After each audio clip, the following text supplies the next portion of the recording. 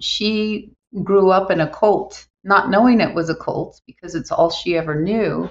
But she ended up becoming the 19th wife of 65 women. And she was married to the prophet of an offshoot, an extremist cult of the Mormon faith. And the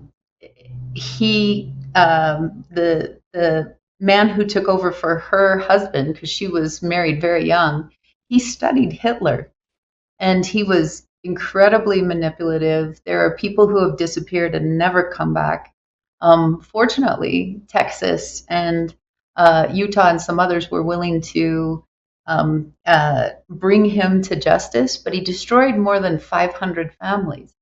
And I studied early German history, and I studied what happened in both world wars, and I studied Russian and so Stalin and Lenin and Hitler. But when you're talking about these dictatorships, they still happen when people don't open their mouths, when they're not willing to speak, when they stay in that culture of fear.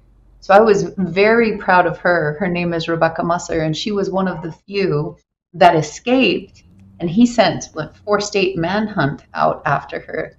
But she also had the courage.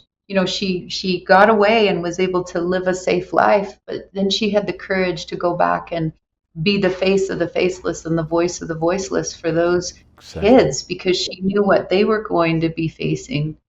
And Yeah. so it can still happen. It can still happen right under our noses, and it can be very insidious. So I think it's important for us to learn the lessons of history. So I'm delighted that you, as hard as it was, that you teach us, that in your storytelling you tell us what it was like, to be in Holland and to have these things happen, and the neighbors all suspicious of one another, and being forced into certain situations, and then what it was like for you to be liberated and to become part of your heroes.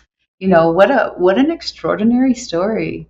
I Yeah. think it's wonderful for us to learn that dictatorships still happen. We have to be very careful of that level of leadership.